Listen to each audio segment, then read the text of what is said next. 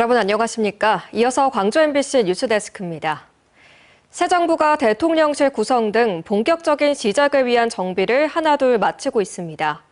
이재명 대통령이 인공지능을 미래 성장 동력으로 강조한 만큼 광주시도 정부 움직임에 집중하고 있는데요. 기존 인공지능 기관 역할을 강화할 뿐 아니라 새로운 대응 방식도 고민하고 있습니다. 김초롱 기자가 보도합니다. 이재명 정부는 최근 대통령실 조직 개편안을 발표했습니다. 눈에 띄는 부분은 인공지능 미래기획 수석실 신설입니다. AI 3대 강국 등 성장 전략 및 미래 과제를 담당할 AI 미래기획 수석실을 설치해 AI 산업 육성은 물론 첨단 기술 발전, 인구 및 기후위기 과제를 해결할 수 있도록. 대선 유세 당시 이재명 대통령이 광주를 찾아 인공지능 중심 도시를 약속했던 만큼 새 정부 구성에 맞춰 지역의 움직임도 분주해졌습니다. 광주시는 먼저 기존 기관의 기능을 강화할 계획입니다. 인공지능 산업융합사업단은 기업이 개발한 기술 실증과 인재 양성 등을 확대합니다. 또 전문가 등의 정책을 심의 자문하는 인공지능 산업위원회를 정책 논의의 시작 단계부터 참여하도록 해 전문성을 강화합니다. 여기에 인공지능 기본법 개정을 통해 인공지능 산업진흥원을 신설하는 방안도 구상하고 있습니다. 지금 AI 사업단 정도로는 좀 약하다. 조금 더 한 발 나아가서 지능기구를 구축해야 되겠다라는 것이 저희들의 생각입니다. 무엇보다 새 정부의 첫 추경을 앞두고 있어 광주시는 예산 부족으로 멈춰진 인공지능 2단계 사업에 6천억 원을 반영할 수 있도록 준비하고 있습니다. 정부와 민간 기업이 2조 원을 투자하는 국가인공지능 컴퓨팅센터의 사업 공모가 오는 13일 마감되고 대통령실 인공지능 미래기획 수석도 곧 임명될 예정으로 이번 주 내 굵직한 사안들이 윤곽을 드러낼 것으로 보입니다. 광주시는 이를 지켜본 뒤 효과적인 정책 추진을 위한 관련 부서 개편 등을 결정할 계획입니다. MBC 뉴스 김초롱입니다. 광주 시내버스 노사가 임금 인상 등을 놓고 팽팽한 입장차를 보이고 있습니다. 사측은 막대한 적자를 이유로 임금 인상은 어렵다는 입장인데요. 이제 적자 문제를 어떻게 해결할 것인가도 새로운 과제로 떠올랐습니다. 보도에 김영찬 기자입니다. 8.2%의 임금 인상과 65세 정년 보장을 고수하며 전면 파업에 나선 광주 시내버스 노조. 임금 인상 주제! 반면 사측은 1,400억 원이 넘는 적자를 이유로 임금 인상은 어렵다며 강경한 입장을 보이고 있습니다. 이처럼 막대한 적자는 노사가 합의점을 찾는 데 걸림돌이 되고 있습니다. 노조는 적자 해소를 위해선 인건비가 아닌 광주 시내버스의 전체적인 구조 개선이 필요하다고 주장합니다. 10년간 동결된 버스 요금을 인상하고 마을버스와 나주, 장성, 담양 등 5개 군의 버스가 광주 시내버스 노선을 경유하는 것을 막아야 한다는 겁니다. 적자를 해소하기 위해서 시내버스 요금을 인상하고 5대 관문의 도로는 군내 버스들을 벌어가는 돈들을 제재를 시키고 마을버스를 폐지시키고 마을버스와 5개 군의 광주 시내버스 노선 경유를 막는 건 여러 자치단체와 사업자의 이해관계가 복잡하게 얽혀있는 만큼 현실적으로 불가능합니다. 그렇다고 당장 버스 요금을 인상하는 것은 시민 부담을 가중시킬 우려가 있습니다. 광주 시내버스 요금은 성인 기준 1,400원으로 5대 광역시 중 가장 낮은 수준이지만 광주시는 현재 요금 인상은 검토하지 않는 것으로 알려졌습니다. 다만 도시철도 2호선 건설 공사를 마치는 대로 노선 개편과 함께 요금도 조정한다는 계획입니다. 저희들이 적자를 이렇게 정리할 수 있는 방법은 뭐 이제 어떤 요금 인상이라든가 이런 걸 통해서 할 수밖에 없죠, 사실은. 일각에선 사측이 적자 해소를 위한 자구책 마련에 나서야 한다는 지적도 나옵니다. 2007년 중공영제 도입 이후 광주 시내버스는 올해 들어 지원금이 1,400억 원에 달하면서 버스 중공영제에 대한 전반적인 검토가 필요하다는 겁니다. 그래서 광주시의회는 광주시에 대해 버스 파업 사태에 소극적이라는 비판과 함께 중재에 나설 것을 촉구했습니다. 중공영제를 계속 진행을 해야 될지에 대한 또 새로운 체계가 필요한지에 대한 검토가 저는 필요한 시점이다 이렇게 보고 있습니다. 노조의 요구대로 임금을 올려주게 되면 그만큼 중공영제를 통해 지원되는 시민들의 부담도 커지는 구조. 중공영제에 대한 재검토는 시간이 많이 필요하지만 노사 갈등에 따른 시민들의 피해는 발등에 불이어서 해법 찾기가 쉽지 않은 상황입니다. MBC 뉴스 김영창입니다. 인공지능과 빅데이터 등 디지털 기술이 집약된 자율운항 선박은 차세대 해운 산업을 이끌 핵심 분야로 평가받고 있습니다. 이 자율운항 선박을 조종할 원격 운항자를 훈련하는 시뮬레이션 센터가 세계 최초로 국내에서 문을 열었습니다. 안준호 기자가 취재했습니다. 해기사 제복을 입은 학생이 선박 운항 조타기를 잡습니다.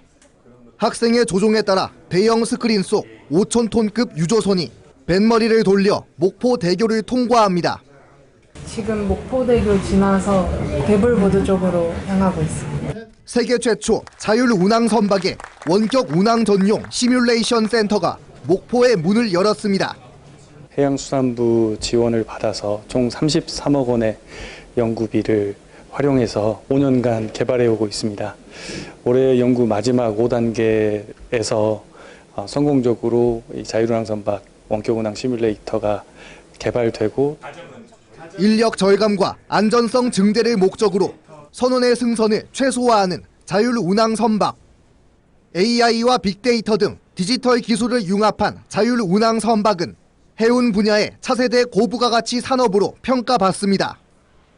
자율운항 선박은 소수의 선원이 승선하거나 미승선하기 때문에 안전 운항을 위한 원격 운항자의 역할이 중요합니다. 센터에는 원격 운항 인력 양성을 위한 다양한 훈련 시스템이 구축됐습니다. 항해 중 기상 악화나 통신 지연 등 돌발 상황을 실시간으로 설정할 수 있어 훈련생들은 다양한 상황을 직접 제어하며 경험할 수 있습니다. 또 여러 선박의 운항 상태를 동시에 확인할 수 있는 원격 모니터링 시뮬레이터도 설치됐습니다. 국제해사기구 IMO라는 곳에서 인적 요소와 그런 원격 운항자 교육 요건에 관련해 가지고 점점 구체화되는 국제적인 룰을 개발을 하고 있는데, 그런 부분에서 우리나라가 그런 국제 룰 개발에 있어 가지고 그 선도적인 역할을 할 수 있는 자율 운항 선박 원격 운항 시뮬레이션 센터는 학생뿐 아니라 실무 경력을 갖춘 해기사들을 대상으로도 훈련에 나설 예정. 세계적 해운 산업을 주도할 자율 운항 선박 원격 운항의 시뮬레이션 시스템이 국내에서 첫 출발을 알리고 있습니다. MBC 뉴스 안준호입니다. 광양만권이 2차 전지 소재 산업의 탈중국 전진 기지로 떠오르고 있습니다. 포스코퓨처엠이 전기차 배터리에 쓰이는 전구체 공장을 준공하고 본격적인 생산에 들어갔습니다. 유민호 기자입니다. 전구체는 2차 전지 핵심 소재인 양극재가 되기 전 물질로 니켈, 코발트, 망간 등으로 구성됩니다. 은색 솥단지처럼 생긴 반응기 안에서 녹인 원료를 이온화하는 과정이 이뤄집니다. 생산된 전구체는 파이프라인을 타고 바로 옆 양극재 공장으로 옮겨집니다. 포스코퓨처엠은 한 해 4만 5천 톤, 전기차 50만 대 분량의 배터리를 만들 수 있는 전구체 공장을 준공하고 운영에 들어갔습니다. 전구체는 중국 수입 비중이 90%가 넘었는데 앞으로 국내 생산 제품을 쓸 수 있게 된 겁니다. 제품의 미국 수출 부담도 덜 수 있습니다. 급변하는 국제 정세와 자국 중심의 통상 체제에 맞서 국내 공급망을 공고히 하고 국가 배터리 산업 경쟁력을 굳건히 하는 데 큰 기여를 할 것이며, 이번 공장 준공으로 한 해 700여 명이 광양 양극재 사업장에서 근무합니다. 해당 사업장 인근에 또 다른 양극재 공장도 건설 중인데 준공 시점에 맞춰 인력 채용에 나설 계획입니다. 전기차 수요 둔화가 길어지면서 실적 부진을 겪는 포스코퓨처엠은 우선 시장 상황 등을 살피고 광양만권 추가 투자를 고려하겠다는 방침입니다. 현재 양극재 3만 톤 체제로 봤을 때는 2개 정도 더 들어갈 수 있는 스페이스의 부지를 저희가 이미 가지고 있습니다. 2차 전지 소재 탈중국 전진기지로 떠오른 광양만권. 갈수록 치열해지는 글로벌 산업 경쟁과 규제 속에서 정부 차원의 정책적 뒷받침도 필요해 보입니다. MBC 뉴스 유민호입니다.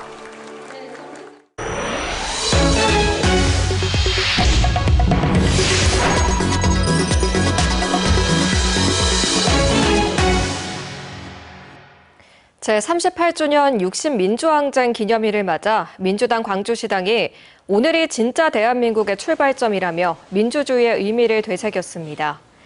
시당은 성명에서 38년 전 거리로 나선 국민들의 외침은 대통령 직선제 개헌을 이끌어냈고 이것이 대한민국 민주주의의 토대가 됐다며 최근의 계엄 위기 상황에서도 민주주의를 지켜냈다고 밝혔습니다. 그러면서 무너진 헌정 질서를 바로 세우며 국민이 주인인 진짜 대한민국을 완성하는 데 모든 역량을 다하겠다고 다짐했습니다. 12.19 무한공항 제주항공 여객기 참사 유가족들이 이재명 대통령에게 면담을 요청했습니다. 유가족들은 오늘 대통령님께 드리는 편지란 제목으로 성명을 내고 179명의 죽음의 이유를 밝혀줄 것과 사고 책임자 등에 대한 진상규명을 호소했습니다. 그러면서 참사가 점차 잊혀가고 특별법 진상규명이 빠진 상황에서 국토교통부 산하조사위의 조사 결과만 기다릴 순 없다며 면담 요청 이유를 밝혔습니다. 5.18 기념재단이 전두환의 고향 경남 합천에서 전두환 잔재청산 법안 마련을 촉구하는 서명운동을 벌입니다. 5.18 기념재단은 오는 21일 경남 합천에서 광주와 합천 시민사회단체와 함께 전두환 생가와 일회공원 등 전두환 미화 사업 철회를 요구하는 서명운동을 한다고 밝혔습니다. 기념재단은 함께 합천을 찾을 시민 30여 명도 모집합니다. 한편 10만 명이 넘는 국민이 전두환 잔재청산 법안을 마련해달라며 국회 청원에 동의했고 올해 연말을 기한으로 관련 심사가 진행 중입니다. 광주시 영산강 개발 사업의 공모특혜 의혹에 대해 광주시의회 차원의 행정사무조사 필요성이 제기됐습니다. 언제 어디서나 내 손 안의 뉴스. 광주 MBC 뉴스 유튜브 구독으로 함께하세요.